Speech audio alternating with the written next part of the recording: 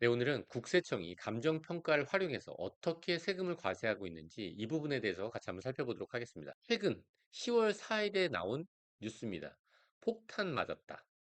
국세청이 대형 빌딩이나 토지도 시가로 과세해서 증여세 폭탄을 맞았다는 거죠. 상속세일 수도 있겠고요. 국세청은 원칙에 따라서 체계적으로 움직이는 조직이기 때문에 이미 다 예고를 하고 있었어요. 2020년 1월 달에 나온 국세청 보도자료입니다. 상속증여세 과세 형평성을 높이기 위해서 꼬마 빌딩 등 감정평가 사업을 시행한다는 거죠. 좀 더 구체적으로는 비주거용 부동산이었습니다. 그 보도자료에 있던 내용입니다.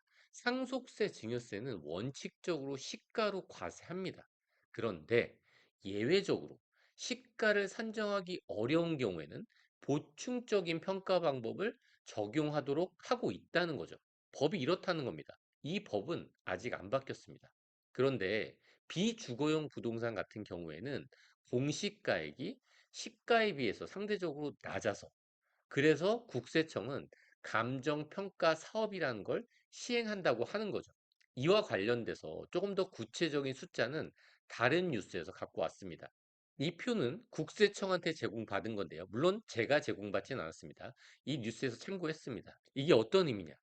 내 부동산은 3조 3,271억짜리라고 신고했는데 국세청이 감정평가를 통해서 그건 5조 7,678억 원이다 라고 했다는 거예요.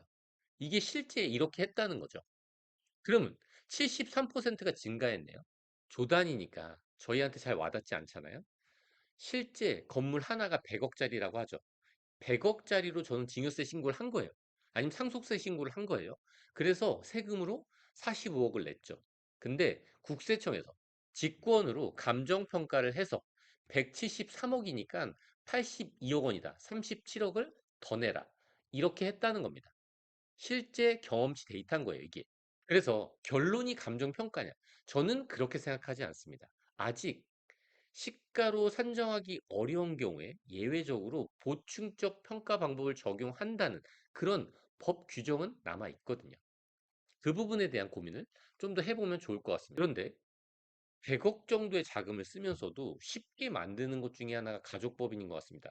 정말 고민해야 될 부분은 고민하지 않고 이상한 것들만 고민한 그런 컨설팅 보고서로 가족법인을 너무 쉽게 만들고 있는데 이 부분은 좀 주의할 필요가 있을 것 같습니다. 자녀들이 언제, 얼만큼, 어떤 식으로 자금을 활용할지에 대한 고민을 먼저 한 다음에 계획을 세우고 만드는 게 사실 더 중요한데 누구나 다 알 수 있는 개인과 법인을 단순히 비교한 자료, 두꺼운 그런 잘 모르겠는 자료로 가득한 컨설팅 보고 하나만으로 가족법인을 만드는 분들이 많은데 그 부분은 주의해야 될 것 같습니다. 그리고 최근에 많이 물어보시는 것 중에 하나가 자녀법인인데 이 자녀법인은 얼마 안 되는 돈 가지고 만들면 좋은 사람은 저희 같은 관리하는 사람들이에요.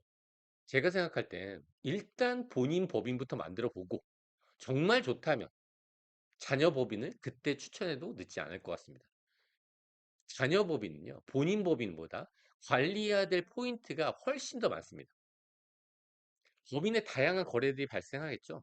그런 똑같은 거래 상황에서 내 법인보다 자녀 법인이 고민해야 될 부분이 훨씬 늘어납니다.